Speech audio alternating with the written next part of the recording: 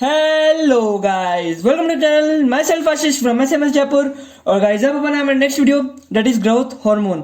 Guys बहुत important video है, ठीक है ना। मतलब इतना मजा आ जाएगा ना। एक्चुअली एंडोक्राइन की फील है ना, वो अब स्टार्ट हुई है। मतलब अब से अपन एंडोक्राइन की एक्चुअल फील लेंगे और मैं अब आपको अपना मतलब एक्चुअल टीचिंग दिखाऊंगा कि आशीष कितना खतरनाक पढ़ा सकता है, ठीक है। तो देखते हैं। तो गाइस इसके अंदर जो इंपॉर्टेंट क्वेश्चन है वो एक तो है लेवी लोरेंडॉफ या पिग्मीज ऑफ अफ्रीका। इसका यार एक बहुत शानदार कॉन्सेप्ट है, मैं आपको ऐसे बताऊंगा ना जिंदगी में नहीं भूलोगे, ठीक है।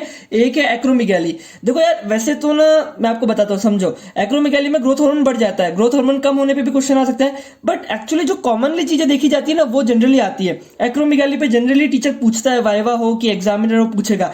और ये तो मैं यार इस पे इन्फिनिट स्टार लगाओ क्योंकि यार इसके पीछे एक मस्त स्टोरी है। मैं आपको स्टोरी नहीं है एक्चुअली, एक अच्छी सी कॉन्सेप्ट है, मैं आपको मस्त तरीके से बताऊंगा, ठीक है ना। तो ये अभी अपन देखेंगे ओरिएंटेशन क्या रहेगा वीडियो में, क्योंकि गाइस ओरिएंटेशन बहुत जरूरी है।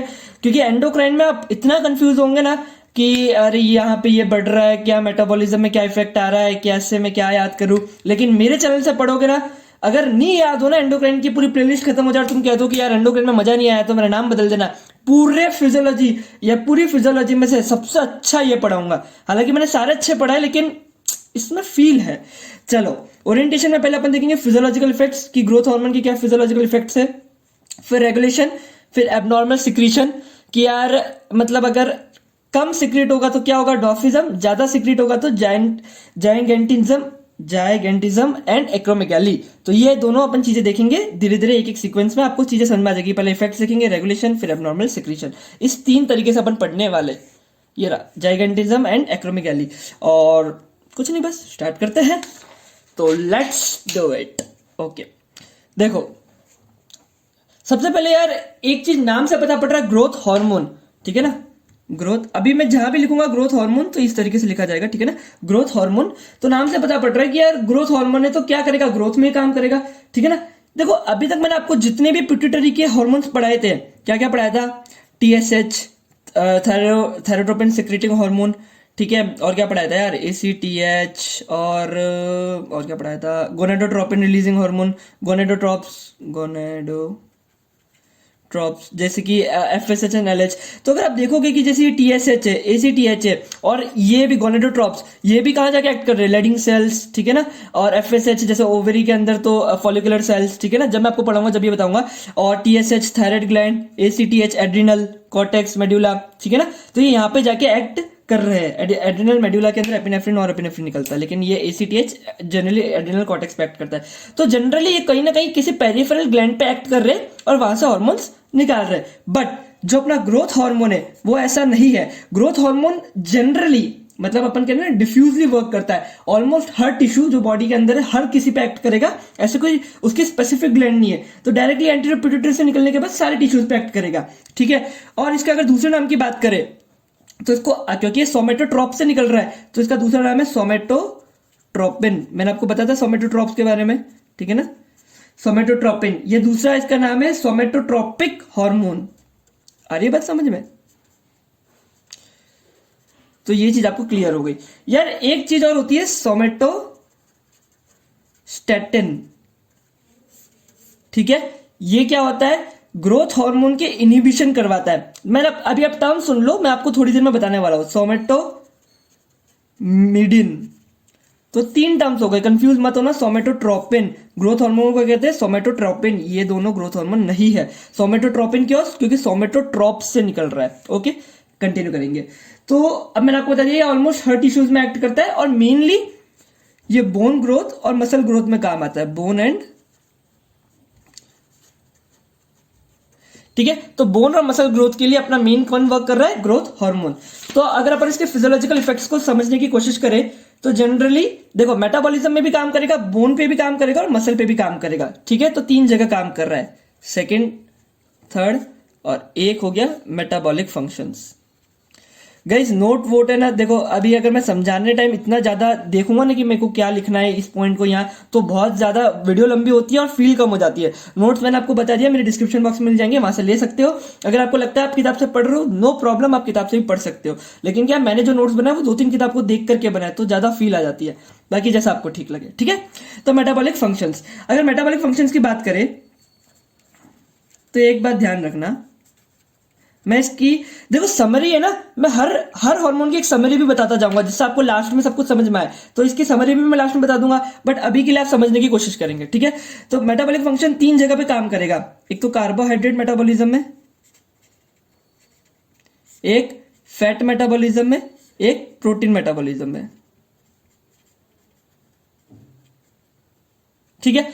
तो ये चारों मेटाबॉलिक, ये तीनों मेटाबॉलिज्म में काम करेगा। जनरली अपन 3 मेटाबॉलिज्म देखते हैं, कार्बोहाइड्रेट, फैट एंड प्रोटीन, ठीक है। अब देखो कार्बोहाइड्रेट मेटाबॉलिज्म है ना, वहां पे इफेक्ट आता है डायबिटोजेनिक। क्यों डायबिटोजेनिक आता है मैं अभी आपको बताता हूं। फैट का जो मेटाबॉलिज्म है उस पर जो इफेक्ट आता है वो था कीटोजेनिक, और प्रोटीन पे आएगा इंक्रीज प्रोटीन सिंथेसिस,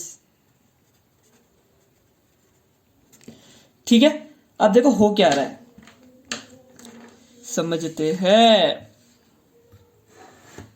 एक सेकेंड। हाँ, तो देखो हो क्या रहा है, कार्बोहाइड्रेट मेटाबॉलिज्म है ना, इसमें ये क्या करता है, ठीक है। सबसे पहले अब आप देखो डायबिटोजेनिक क्यों कह रहे हैं अपन इसको, डायबिटोजेनिक क्यों कह रहे हैं, क्योंकि एक होती है इंसुलिन रेजिस्टेंट डायबिटीज, जिसका दूसरा नाम है टाइप 2 डायबिटीज, ठीक है। वो मैं आपको पढ़ाऊंगा ही, वैसे इसके अंदर का हिस्सा है। तो टाइप 2 डायबिटीज में होता क्या है, इंसुलिन ज्यादा है, इंसुलिन ब्लड में होने के बाद भी हाइपरग्लाइसीमिया है, वरना इंसुलिन क्या कराता है, ग्लूकोज को सेल्स अपटेक करते हैं, ठीक है ना। ग्लूकोज मतलब सेल्स क्या करने चाहिए, ग्लूकोज को अपटेक, ये कौन करवाएगा, इंसुलिन। बट अगर इंसुलिन भी ज्यादा है और ग्लाइसीमिया भी है, इसका मतलब क्या हुआ, इंसुलिन रेजिस्टेंट डायबिटीज। तो ये जो ग्रोथ हार्मोन का फंक्शन है यहाँ पे डायबिटोजेनिक ही है। कैसे, क्योंकि ये क्या करता है, हाइपरग्लाइसीमिया कराता है। कहने का मतलब ये सेल्स को ग्लूकोज अपटेक नहीं करने देता। दूसरा ये क्या कर रहा है, एक तो ग्लूकोज अपटेक करने नहीं देता, ठीक है, ग्लूकोज का प्रोडक्शन बढ़ा रहा है लिवर में, दैट इज ग्लूकोनियोजेनेसिस, ज्यादा से ज्यादा ग्लूकोज लिवर में बन रहा है, ठीक है। और क्या कर रहा है, साथ में इंसुलिन को भी बढ़ा रहा है ब्लड के अंदर, तो इंक्रीज इंसुलिन इन ब्लड। तो यार ग्लूकोज भी है, ग्लूकोज भी है, इंसुलिन भी है, तो भी अपना ग्लूकोज कम नहीं हो रहा। This is called diabetogenic effect of growth hormone. आगे बात समझ में। कीटोजेनिक इफेक्ट देखते हैं। देखो यार फैट है, फैट का स्टोर है एडिपोसाइट्स के अंदर, ये क्या करेगा, इंक्रीज कर देगा फ्री फैटी एसिड्स ब्लड के अंदर। इसका मतलब ये क्या कर रहा है, मोबिलिटी बढ़ा रहा है, एडिपोसाइट से फैट्स को मेटाबोलाइज करके ब्लड के अंदर फ्री फैटी एसिड्स बढ़ा रहा है, ठीक है। सोच सकते हो अभी अगर ग्रोथ हार्मोन बढ़ जाए तो क्या होगा, सोचो सोचो, बताता हूं, थोड़ी देर बाद बताता हूं, ठीक है ना। ये कम हो जाए तो क्या होगा, अभी समझ रहे हो, फैट्स को मोबिलाइज करा रहा है, मतलब एक जगह इकट्ठा नहीं होने दे रहा है एडिपोसाइट्स के अंदर। और फ्री फैटी एसिड अगर आपने बायोकेमिस्ट्री में पढ़ा होगा, अगर बढ़ रहे तो मेटाबोलाइज होके कीटोन भी बनते हैं, अगर एक्स्ट्रा में है तो ये क्या दे रहा है, कीटोजेनिक इफेक्ट, ठीक है ना। ये यहाँ पे मैंने लिख दिया कीटोजेनिक इफेक्ट। और प्रोटीन मेटाबॉलिज्म, यार देखो आपको मैंने अभी बताया कि इसका काम है बोन ग्रोथ कराना, मसल ग्रोथ कराना, तो वहां पे प्रोटीन चाहिए होते हैं। तो ये प्रोटीन्स का तो मतलब प्रोटीन की तो सिंथेसिस करा रहा है। अब प्रोटीन की सिंथेसिस करा रहा है, इसका मतलब सोचो क्या क्या कर रहा होगा, ज्यादा से ज्यादा डीएनए को आरएनए में कन्वर्ट कर रहा होगा, और वो आरएनए को ट्रांसलेशन करा के प्रोटीन बनवा रहा होगा, ठीक है। तो ये ग्रोथ हार्मोन का काम है। और क्या कर रहा होगा, अब क्योंकि प्रोटीन बनने के लिए अमाइनो एसिड चाहिए, तो इंक्रीज अमाइनो एसिड अपटेक, मतलब ब्लड के अंदर का अमाइनो एसिड है तो वो सेल्स को बोलेगा कि लो इस अमाइनो एसिड को, लेकिन ग्लूकोज को नहीं लेने दे रहा। आ रही है बात समझ में, ओके। अभी आप थोड़ा थोड़ा आपको लग रहा है कि मैं कंफ्यूज हो रहा हूं, तो चिंता मत करो, मेरी summary is more than enough, लेकिन डायरेक्टली समरी पे मत जाना, कुछ भी समझ नहीं आएगा, ठीक है ना, मेरी पूरी बात सुना करो, ओके। तो ये है इसका प्रोटीन सिंथेसिस पे इफेक्ट, ये प्रोटीन सिंथेसिस को बढ़ाएगा और साथ में डिक्रीज करेगा प्रोटीन के कैटाबॉलिज्म को, कैटाबॉलिज्म इन, मतलब ओवरऑल ये प्रोटीन सिंथेसिस करेगा, दैट्स इट, ओके। सो अगर मैं और कम शब्दों में बोलना चाहूं इसके फंक्शन को, ठीक है ना, तो ये क्या करता है, इट कंजर्व्स कार्बोहाइड्रेट, ठीक है, और decrease fat stores, decrease fat stores, समझ रहे हो, फैट स्टोर क्यों, क्योंकि एडिपोसाइट्स में जाकर के मेटाबोलाइज करा रहा है, तो free fatty acid body blood में बढ़ जा रहे हैं। और कंजर्व कार्बोहाइड्रेट क्यों, क्योंकि ग्लूकोज का यूज ही नहीं होने दे रहा, जो कि अच्छी चीज नहीं है, सेल्स को तो ग्लूकोज चाहिए ना, तो it conserves carbohydrate, decrease fat stores. और प्रोटीन मेटाबॉलिज्म में ये क्या करेगा, इंक्रीज या enhances body protein. I hope you got my point and this is what summary is, ठीक है ना। ये समरी को अपन अलग से भी लिख देंगे, जिससे आप चाहो तो उस वीडियो से नोट कर सकते हो, वरना मैंने अपने नोट्स में सब बताए रखा है। जिन्होंने नोट्स लिए वो बहुत तारीफ करती है। और क्यों भैया आप अपनी तारीफ क्यों कर रहे हो, आप अपनी नोट्स की तारीफ क्यों कर रहे हो, आपको तो पैसे मिलते हैं इस काम के, नोट्स बेच रहे हो आप। यार ऐसा नहीं है, मेरी बहुत मेहनत लगी है क्योंकि चीज़ों को ईजी बनाने के लिए। अदरवाइज आप बुक पढ़ लो ना, मेरे को कोई दिक्कत नहीं है, ठीक है। तो ये था मेटाबॉलिक फंक्शंस किसके, अपने ग्रोथ हार्मोन के। अब मैंने आपको बताया दो जगह और है, कहाँ पे, मसल और बोन। तो अब अपन दूसरा देखते हैं। पेपर पेपर पेपर पेपर, ठीक है। सेकंड, अरे यार शिट, बोन के ऊपर फंक्शन देखेंगे, ठीक है। तो बोन के ऊपर effect, sorry, bone and cartilage के ऊपर इफेक्ट, ठीक है। तो अब देखो क्या होता है कि बोन एंड कार्टिलेज के अंदर दो सेल्स होते हैं अपने बोन के अंदर जनरली, कॉन्ड्रोसाइटिक, दो सेल्स अपने बोन और कार्टिलेज में देखने को मिलेंगे, कॉन्ड्रोसाइटिक एंड ऑस्टियोजेनिक, ठीक है। इन दोनों का काम है प्रोटीन्स को डिपॉजिट करना जिससे बोन अच्छी ग्रोथ हो, कार्टिलेज अच्छा ग्रोथ हो। तो क्या करेगा ग्रोथ हार्मोन यहां पे आके, क्या करेगा, ठीक है, देखते। ये ग्रोथ हार्मोन क्या करेगा, इंक्रीज डिपोजिशन कराएगा प्रोटीन्स का, क्योंकि इसका यही काम है। अब नाम से पता पड़ा ग्रोथ हार्मोन, तो बोन और कार्टिलेज से ग्रोथ होनी चाहिए ना, ग्रो होनी चाहिए। Increase deposition of proteins by chondrocytic and osteogenic cells, तो ये दोनों से इंक्रीज डिपोजिशन कराएगा प्रोटीन्स का, और ज्यादा से ज्यादा ये प्रोलिफरेट करेंगे। तो increase proliferation of chondrocytic cells and increase proliferation of osteogenic cells and increase conversion of chondrocytic cells into osteogenic cells, ठीक है। तो ओवरऑल ये तीन इफेक्ट देखने को दे रहा है। तो मैं कहना चाहूंगा कि घूम फिरा के it increases growth of the skeletal frame. हो रही है मेरी बात समझ में? तो बोन के ऊपर क्या कर रही है, growth of the skeletal frame. अच्छा, दो बात और समझेंगे, देखो क्या कि बोन के अंदर, मैं अगर आपने एनाटॉमी को अच्छे से पढ़ा हो, जो कि पढ़ा ही होगा, मतलब एक बेसिक टर्म यूज करूंगा, एपिफाइसिस, ठीक है ना, एपिफाइजल कार्टिलेजेस, मेटाफाइसिस, डायाफाइसिस, ये सब पढ़ा है ना। तो क्या होता है, ये जो लॉन्ग बोन है उसको लेंथ में ग्रो कराएगा, लॉन्ग बोन की लेंथ इंक्रीज होगी क्योंकि ये एपिफाइजल कार्टिलेजेस पे एक्ट करेगा और वहां पे जाके इस ग्रोथ हार्मोन वहां की ग्रोथ कराएगा, तो लॉन्ग बोन ग्रो करेगी। और अगर मान लो और क्या करा सकता है, देखो, और सेल्स में क्या है, और बोन में क्या होता है, ऑस्टियोब्लास्ट और ऑस्टियोक्लास्ट सेल। एक तो होता है ब्लास्ट, एक होता है क्लास्ट, ठीक है। ऑस्टियोब्लास्ट और ऑस्टियोक्लास्ट, ब्लास्ट का काम है ज्यादा से ज्यादा डिपोजिशन करना प्रोटीन का, क्लास्ट का काम है रिजॉर्प्शन कराना, मतलब बोन मैट्रिक्स को वहां से हटाना, ठीक है। आर्य पसंद में तो जो ब्लास्ट है, देखो ये दोनों का होना जरूरी है, ऐसी बात नहीं है कि तुम सोचो क्लास्ट तो हमारा काम खराब कर रहा है, दोनों का होना जरूरी है, तभी एक अच्छे से बोन बनेगी। पर ये ग्रोथ हार्मोन क्या करता है, सही टाइम आने पे ऑस्टियोब्लास्ट को ज्यादा से ज्यादा स्टिमुलेट करता है, जिसकी वजह से अब क्योंकि ये पेरिऑस्टियम होता है, जैसे ये एक बोन बनाई, ठीक है, ये बोन बने, आपको मालूम है, एपिफाइसिस, मेटाफाइसिस, डायाफाइसिस, इस तरीके से पूरा चलता है। तो यहाँ पे अपना एपिफाइजल कार्टिलेजेस है, ठीक है ना। मैं क्या बता रहा था, ऑस्टियोब्लास्ट, हाँ। तो ये जो पेरिऑस्टियम है यहाँ पे अपने है ऑस्टियोब्लास्ट, तो ये क्या करेगा, इसको स्टिमुलेट करेगा, इससे क्या होगा, थिकनेस बढ़ेगी बोन की। तो लॉन्ग बोन्स एपिफाइजल कार्टिलेज पे एक्ट करने से लेंथ बढ़ेगी, ऑस्टियोब्लास्ट पे एक्ट करने से थिकनेस बढ़ेगी। तो ग्रोथ हार्मोन ओवरऑल पूरा स्केलेटल फ्रेम को ग्रो करा रहा है, ओके।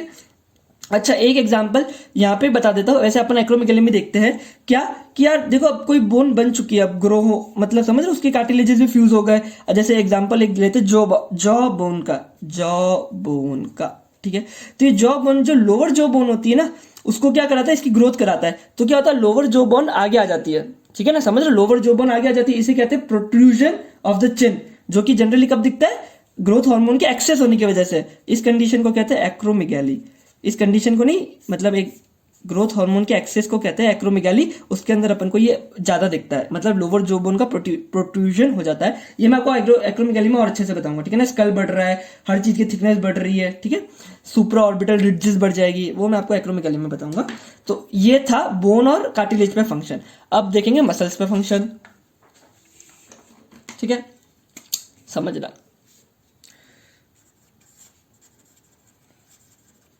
मसल्स, ठीक है, मसल्स पे अगर अपन फंक्शन देखे तो देखो, मैंने बताया बोन ग्रोथ करा रहा है, कुछ नहीं कर रहा, मसल में भी इंक्रीज मसल मास, क्योंकि देखो यार मसल में ना मेनली अपन प्रोटीन्स देखते हैं और ये प्रोटीन्स की सिंथेसिस बहुत कराता है, तो ये मसल मास को ग्रो कर रहा है। यहां तक कि अगर अपन और देखें ना, कि ऑर्गन और सॉफ्ट टिश्यूज, क्योंकि मैंने आपको बताया ऑलमोस्ट हर जगह एक्ट कर रहा है, तो मेनली बोन और मसल, बाकी एसएस के मेटाबॉलिक फंक्शंस भी है, ऑर्गन एंड सॉफ्ट टिश्यू, जितने भी बॉडी में कुछ सॉफ्ट टिश्यूज है वहां भी एक्ट कर रहा है, तो वहां भी ये क्या करेगा, इंक्रीज ग्रोथ कराएगा ऑफ ऑल इंटरनल ऑर्गन्स और टिश्यूज। तो आगे बात समझिए, ये बेसिक्स है इसका, फिजियोलॉजिकल इफेक्ट्स थे, ठीक है। अभी अपन इसकी समरी भी देखेंगे। अब देखो हुआ क्या, समझना यार गाइस, थोड़ी वीडियो बड़ी हो रही है, लेकिन आप चीजों को मैं क्योंकि मेरे को कमेंट्स आ रहे हैं बहुत सारे कि भैया वीडियो की लेंथ पे मत ध्यान दो, बाकी सब लिखो कि मुझे लेंथ पे देखना है कि नहीं, क्योंकि मैं कोशिश तो ये पूरी कर रहा हूँ कि लेंथ छोटी रखूं, बट थोड़ी बड़ी हो जाएगी तो आप प्लीज उसको इग्नोर करना, मतलब आपको चीजें मैं अच्छे से समझा दूंगा, ओके। अब क्या हुआ, ये सारी चीजें करी आशीष ने रिसर्च, ध्यान से सुनना। हुआ क्या, आशीष यार साइंटिस्ट है यहाँ पे, क्योंकि आशीष इज ऑलवेज ग्रेट, ओके। तो तो ये सारी रिसर्च करी। अब क्या था कि एक वीक बाद एक कॉन्फ्रेंस थी, ठीक है ना। तो आशीष के पास एक अच्छा रिसर्च करा हुआ मटेरियल था ग्रोथ हार्मोन पे। मैं समझ गया था कि ग्रोथ हार्मोन चाहिए बोन को इंक्रीज करने में, हाइट वाइट बढ़ जाएगी इससे, और बढ़िया है, सब सही है। तो ये अपना जो ज्ञान है मैं अपने कॉन्फ्रेंस में देने वाला था। हुआ क्या, मैंने सोचा यार एक हफ्ते बाकी है, थोड़ा घूम घूम के आते। मैं चली गया अफ्रीका घूमने। कहाँ गया, अफ्रीका घूमने। वहां पे यार एक बस के अंदर सफर कर रहा था, ठीक है ना, ये मेरी बस है, ठीक है ना। वहाँ पे ऐसी बस चलती है, आप लोग ड्राइंग को ना देखे, मैंने वहाँ पे जाके देखा है आप है ना, ठीक है, जज नहीं करेंगे मेरे को, वहाँ पे ऐसी बस चलती है, मान लो, ठीक है। तो अफ्रीका में गया, वहाँ पे ना कुछ हाइट में छोटे लोग देखने को मिले। ये आशीष है, ये अफ्रीकन पीपल है कुछ, इन्हें कहते हैं पिग्मिस। पिग्मिस का मतलब क्या होता है पता है, पिग्मिस का मतलब होता है, अगर मैंने अभी इसको गूगल पे सर्च किया था, अगर average height less than 150 centimetre होती है ना, तो उसे कहते हैं पिग्मिस। तो कुछ लोग मिले जिन्होंने वहां पे कहते हैं पिग्मिस ऑफ अफ्रीका, कि यार वहां पे वो लोग हाइट में थोड़े छोटे रह जाते। अब मैं ठहरा, बड़ा कॉन्फिडेंटली मैंने बोला यार तुम लोगों में ग्रोथ हार्मोन नहीं है, अभी मैं पूरी ग्रोथ हार्मोन पे रिसर्च करके आया हूँ, ठीक है ना, तो तुम में ग्रोथ हार्मोन नहीं है। सामने वाले ने बोला ज्यादा होशियारी मार रहे हो, ग्रोथ हार्मोन का टेस्ट करवा लो। मैंने कहा ठीक है। मैं गया, इनका सैंपल लिया, मैंने टेस्ट किया, और मेरी आंखें फटी की फटी रह गई। ग्रोथ हार्मोन इनमें नॉर्मल आया। क्या आया, नॉर्मल और स्लाइटली इंक्रीज, ठीक है ना, स्लाइटली इंक्रीज। मैंने सोचा मेरी पूरी रिसर्च खराब हो गई। क्यों, क्योंकि ग्रोथ हार्मोन होने के बाद भी हाइट में छोटे कैसे रह गए। मतलब सोच रहे हो ऐसा कैसे हो सकता है यार, तुम हाइट में छोटे रह गए पर ग्रोथ हार्मोन तुम्हारे में नॉर्मल है, ये तो कुछ प्रॉब्लम हो गई, इसका मतलब मेरी रिसर्च गलत है। मैं दौड़ा दौड़ा गया अपनी लैब में, अफ्रीका से वापस आया इंडिया के अंदर, और मेरी लैब है माउंट आबू के अंदर जहां मैं रहता हूं। मेरी लैब का नाम है जेएस लैब। इस लैब में मैं गया, ठीक है, मैंने वहां पे जाके अपनी वापस पूरी रिसर्च करी यार कि मेरा कॉन्सेप्ट कैसे गलत हो सकता है, क्योंकि इनमें ग्रोथ हार्मोन होने के बाद भी छोटे कैसे रह गए। मैंने क्या किया, कुछ कॉन्ड्रोसाइटिक सेल्स निकाले बॉडी से और उनको कल्चर कराया। मेरा एक पेट्री डिश में रखा इनको, ठीक है ना, ये पेट्री डिश है मेरी, ठीक है, मेरे लैब की है इसलिए आप कुछ नहीं कह सकते। और इनके ऊपर ग्रोथ हार्मोन दिया इन कॉन्ड्रोसाइटिक सेल्स को। और मैंने क्या एक्सपेक्ट करना था कि ये कॉन्ड्रोसाइटिक सेल कल्चर होने चाहिए थे, है ना, ग्रो होने चाहिए थे, बट ये सारे कॉन्ड्रोसाइटिक सेल्स ग्रो नहीं हुए, साइज में बड़े नहीं हुए। और मेरी मतलब मैं बहुत डर गया कि यार ऐसा कैसे हो सकता है। इसी ग्रोथ हार्मोन को आधा इंजेक्शन तो मैंने इनको लगाया, यही ग्रोथ हार्मोन एक पेशेंट को लिया, एक पेशेंट के, एक नॉर्मल हेल्दी पर्सन को यही ग्रोथ हार्मोन लगाया, और उसमें ये इफेक्ट करा। इसका मतलब एक इंटेक्ट एनिमल में ये इफेक्ट कर रहा है, लेकिन एक कॉन्ड्रोसाइटिक सेल कल्चर के अंदर ये काम नहीं कर रहा। यहां तक कि अफ्रीका के पिग्मीज के अंदर भी ग्रोथ हार्मोन नॉर्मल था। इसका मतलब मैं कुछ मिस कर रहा हूं यहां पर, ठीक है। मैं फिर रिसर्च में लग गया कि मुझे पास एक हफ्ता ही था, मुझे वहां पे जाके अपनी प्रेजेंटेशन देनी थी। हुआ क्या, मैंने बाद में खूब रिसर्च करी, दिन रात मेहनत करके, और मुझे पता क्या पड़ा कि ग्रोथ हार्मोन जो है, ध्यान से सुनना, वो बॉडी के अंदर लिवर पे एक्ट करता है, और इस लिवर से निकलता है सोमेटोमिडिन्स। एक केमिकल निकला, एक केमिकल मैसेंजर निकला, जिसका नाम मैंने रखा सोमेटोमिडिन। मिडिन मीडिएटर ग्रोथ हार्मोन सोमेटोट्रॉप।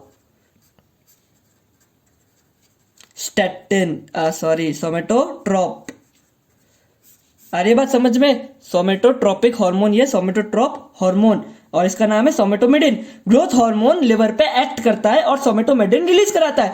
और ये सोमेटोमेडिन कहते हैं बहुत सारे साइंटिस्ट कि यही तो है जो बोन ग्रोथ में हेल्प कर रहा है।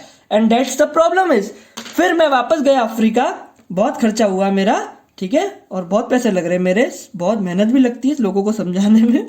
तो ग्रोथ हार्मोन मैं वापस गया अफ्रीका, अफ्रीका के लिवर जो पिग्मीज थे उनके लिवर में चेक किया, उनके अंदर है कॉन्जेनाइटल इनएबिलिटी टू प्रोड्यूस सोमेटोमिडिन। आ रही है बात समझ में? One of the most most most important question जो कि हर बच्चे को पता होना चाहिए कि जो अफ्रीका के पिग्मीज है उनके अंदर ये सोमेटोमेडिन का जो जीन है ना, वो है ही नहीं। तो ये सोमेटोमेडिन बनता ही नहीं है, जबकि उनके अंदर ग्रोथ हार्मोन नॉर्मल है और थोड़ा सा ज्यादा ही है, क्योंकि वो चाहता है कि बोन की ग्रोथ हो, और क्योंकि ये नहीं है इसलिए उनकी बोन की ग्रोथ नहीं होती है और वो शॉर्ट स्टेचर है। ना कि पिग्मीज में, पिग्मीज ऑफ अफ्रीका, यहां तक कि एक और ड्वार्फ कहलाते हैं, that is Levi Lorain dwarf. ये भी एक कैटेगरी है पीपल की या ह्यूमंस की जिनके अंदर ये सोमेटोमेडिन कॉन्जेनाइटली एब्सेंट है। एंड दैट्स व्हाट जो मेरे को प्रॉब्लम क्रिएट कर रहा था, क्योंकि मैंने बाहर कॉन्ड्रोसाइटिक का सेल का कल्चर कराया, क्योंकि ग्रोथ हार्मोन को लिवर से ये निकालना पड़ता है, ये बोन ग्रोथ पे एक्ट करता है। इसलिए जब मैंने इसको डायरेक्टली कॉन्ड्रोसाइटिक सेल्स पे डाला था वो एक्ट नहीं करा था, जबकि यही ग्रोथ हार्मोन अगर एक इंटेक्ट एनिमल में डालता हो तो एक्ट करता है। इसका मतलब कोई बीच में मीडिएटर था, मिडिन, सोमेटोमिडिन। ये है सोमेटोट्रॉप। दो नाम तो आपको याद हो गए, एक बच गया सोमेटोस्टैटिन, वो मैं आपको धीरे धीरे बताऊंगा, ठीक है ना यार। मेरे को लग रहा है तुम लोग गुस्सा नहीं हो मेरे से कि भैया लंबी मत करो वीडियो को, मैं बहुत अच्छे से कोशिश करो बताने की, ठीक है ना। मुझे कमेंट कर दो, बस एक बार कमेंट कर दो कि एकदम बढ़िया चल रहा है, कोई दिक्कत नहीं, वीडियो की लेंथ में आपके पढ़ाने का तरीका एकदम सही है, तो मैं कॉन्फिडेंटली अगली वीडियो में बोलूँ नहीं ये सब बातें। तो मुझे क्या पता पड़ना चाहिए कि तुमको कैसा लग रहा है। तो ये था अपना ग्रोथ हार्मोन का पूरा सिस्टम, और यही एक्चुअली वर्क कर रहा था। That's what it is. मैंने और रिसर्च करी, मुझे पता पड़ा अभी तक साइंटिस्टों ने 4 सोमेटोमेडिन्स ढूंढे हैं, जिसमें से मोस्ट कॉमन, ये कह लो मोस्ट इंपॉर्टेंट है सोमेटोमेडिन सी। इस सोमेटोमेडिन सी का दूसरा नाम है insulin like growth factor, IGF। कैसे? ये जो सोमेटोमेडिन से जैसे इंसुलिन ग्रोथ करवाता है ना, वैसे उसी स्टाइल की ग्रोथ, उसी तरह के मेटाबॉलिक फंक्शन सोमेटोमेडिन के हैं, तो इसी वजह से इसको कहते हैं इंसुलिन लाइक ग्रोथ फैक्टर। ये बात आ गई है समझ में? ये 2-3 पॉइंट है सोमेटोमेडिन के बारे में। मेनली आपको ये पॉइंट है कि इनके अंदर कॉन्जेनाइटल इनएबिलिटी है टू प्रोड्यूस सोमेटोमेडिन, तो ये मेन पॉइंट था। तो ये चीज आपको मेरे को बतानी थी। अब एक पॉइंट और इसके अंदर अपन देख लेते हैं, दैट इज कि ग्रोथ हार्मोन और सोमेटोमेडिन में फर्क क्या है। मेन सबसे इंपॉर्टेंट बात, ग्रोथ हार्मोन की हाफ लाइफ बहुत कम है, ये प्लाज्मा प्रोटीन जो होते हैं ब्लड के अंदर उससे कम बाइंड करता है, लेस मतलब सर स्ट्रांगली बाइंड नहीं कर रहा, तो ये जल्दी जल्दी निकल जाता है ब्लड से, तो इसकी हाफ लाइफ जो है ब्लड में वो है 20 मिनट्स। लेकिन जो सोमेटोमेडिन है इसकी हाफ लाइफ है 20 आवर्स। समझे? तो एक बार इसने इसको रिलीज करवा दिया तो ये 20 आवर्स तक रहता है, बट ये 20 मिनट्स तक रहेगा। और जो ग्रोथ हार्मोन है वो शॉर्ट बर्स्ट में निकलता है, मतलब अचानक से पीक आएगी, मतलब इसका सिक्रीशन बर्स्ट में होता है, पल्सेटाइल मैनर में। मैं भी आपको बताता हूँ कैसे निकलता है ये। जबकि ये है, क्योंकि ये 20 आवर्स तक रह रहा है, इसका मतलब इसका प्रोलॉन्ग्ड और सस्टेन्ड रिस्पॉन्स है, ठीक है। तो प्रोलॉन्ग्ड और सस्टेन्ड रिस्पॉन्स इसका आता है। ओके, तो ये था दोनों में डिफरेंस, एक छोटा सा। ओके, अब मैं आपको क्या बता रहा हूं, रेगुलेशन कैसे हो रहा है इसका, ठीक है ना। तो रेगुलेशन देखते हैं,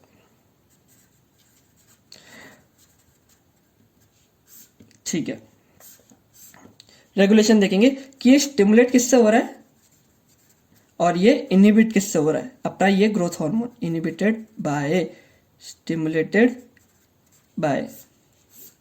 ओके, देखिए कि ग्रोथ हार्मोन कब निकलेगा। सबसे पहले देखो 2 पॉइंट मैं जो इसके अंदर बताऊंगा तो मोस्ट इंपॉर्टेंट पॉइंट्स है। कब? एक हाइपोग्लाइसीमिया।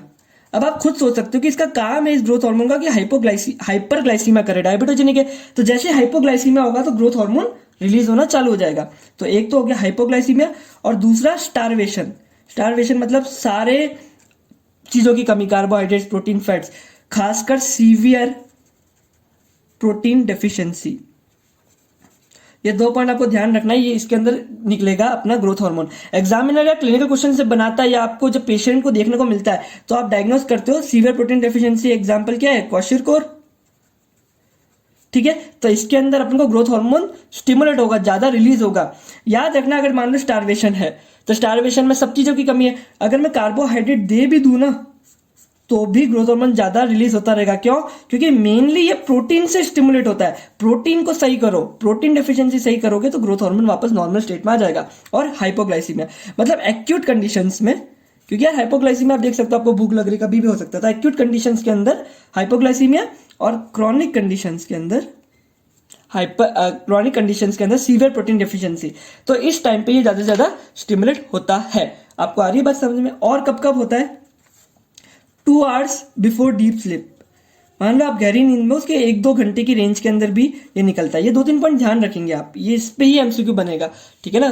बाकी मैंने आपको कॉन्सेप्ट बता दिया। हाइपोग्लाइसीमिया, स्टारवेशन 2 आवर्स, और स्ट्रेस, ट्रॉमा, एक्साइटमेंट, इन सब चीजों में बढ़ता है। एक मैंने आपको जीआईटी में हार्मोन बताया था, ghrelin, growth hormone releasing inhibitory hormone, ठीक है ना। तो इससे भी ये स्टिमुलेट होता है। ये मील्स के कुछ 1-2 घंटे पहले निकलता है, कुछ आधा घंटा पहले। मैंने आपको जीआईटी में बताया था, थोड़ा सा मैं मिस कर गया कि इसमें और क्या मैंने बताया था, बट अगर मैंने शायद आपको वहां पे बताया होगा ग्रोथ हार्मोन की, इससे ग्रोथ हार्मोन मतलब ये स्टिमुलेट करता है ग्रोथ हार्मोन के रिलीज को, ठीक है। तो ये कुछ चीज है। एक्सरसाइज, ये स्ट्रेस, ट्रॉमा, एक्साइटमेंट, एक्सरसाइज, इन सब में बढ़ेगा, अपना स्टिमुलेट होगा ग्रोथ हार्मोन। अगर इनिबिशन की बात करें तो कब कब इनिबिट होगा, ठीक है ना। देखो, अच्छा स्टिमुलेट तो आप और भी सोच सकते हो। अगर मेटाबॉलिक फंक्शंस के अगेंस्ट जाएगा, ये क्या करता है? ब्लड ग्लूकोज को बॉडी में, ब्लड में बढ़ाता है, तो हाइपोग्लाइसीमिया में। अगर फ्री फैटी एसिड्स ब्लड में कम होंगे, है ना, तब ये रिलीज होगा, क्योंकि इसका काम है बढ़ाना। प्रोटीन सिंथेसिस अगर कम हो रही होगी तो ये बढ़ जाएगा, क्योंकि इसका काम है प्रोटीन सिंथेसिस करवाना। तो ये चीज मैं नहीं लिख रहा, क्योंकि ये तो बहुत मतलब समझ रहे हो, बेसिक सी बात आपको पता पड़ रही होगी, ठीक है। अब इस सारे इनिबिशन में भी इसके उल्टे होंगे। यहाँ पे स्टारवेशन के अंदर स्टिमुलेट हो रहा है, तो यहाँ पे ओबेसिटी में इनिबिट हो जाएगा, ठीक है। ओबेसिटी होगी तो इनिबिट होगा।